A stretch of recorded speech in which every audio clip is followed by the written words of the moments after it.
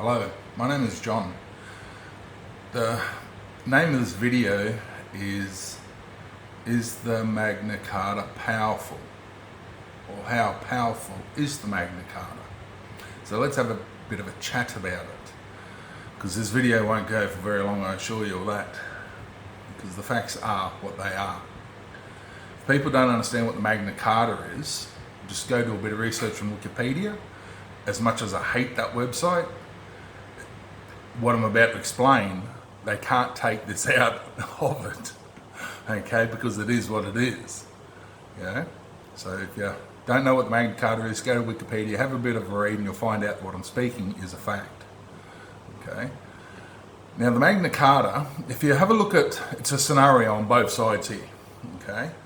And that's this, and you've got to picture yourself doing this. What would you do? And that is, you walked into the bank one day and you're waiting in the line with all the other people, and the bank manager comes out with all his goons, okay, with all these heavies, and says, "Come here, you," and he grabs you, takes you into his office and say, "Look, mate, it's like this. You've been paying rent for so long now. We've had enough of it because we don't make no money off it," and as simple as that. So what's going to happen is, you're going to sign this document, and we're going to give you a mortgage. In French, it's called death grip.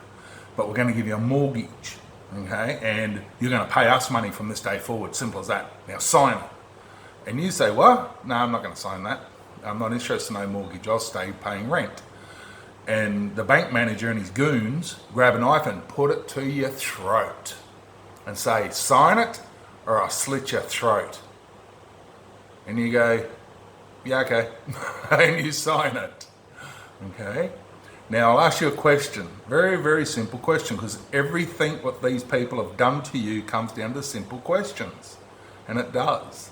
Was that instrument, you being known as a document, was that document or that treaty signed under due stress? Don't jump over the fact now. Was it signed under due stress? Of course it was. They forced you to sign that piece of paper, didn't they? If you did not sign it, they would have slit your throat. Simple? Pretty easy to understand, eh? Okay, so you're forced to sign it. If you didn't, death is coming. Well, King John was in exactly the same position.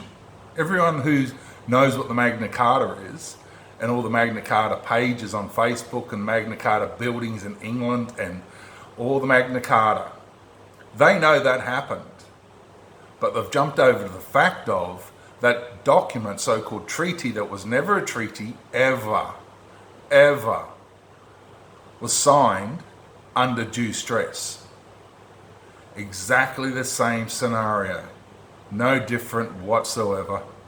So all the people out there that say this is the treaty and this is lawful binding, what I'm going to do is I'm going to come to your house, I'm going to grab you by the hand, I'm going to slam you onto the floor, I'm going to punch your wife in the face and get her away from me, I'm going to force you to sign your life over to me. That simple. Now, is that document lawful? The first thing that you're going to do is call the police and have me arrested and taken to court to go, "Look, Your Honour, look what he made me do."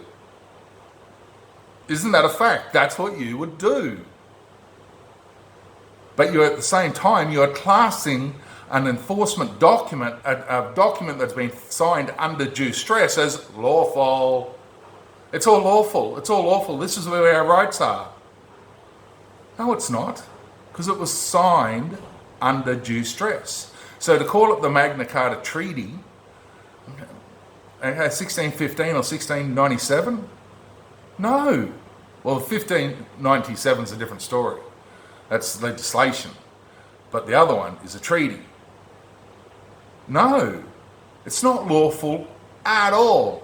There's so many scenarios that I can show you that from the second that the man, being King John, was forced to sign that document, it's out the window. It's history.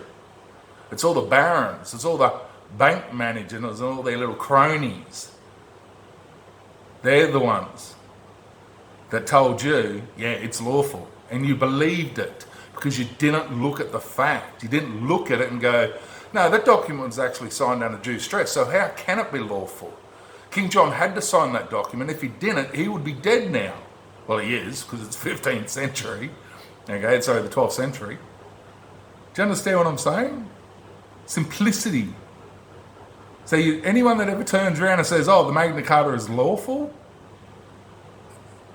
you either haven't watched what I've just said, or you're insane.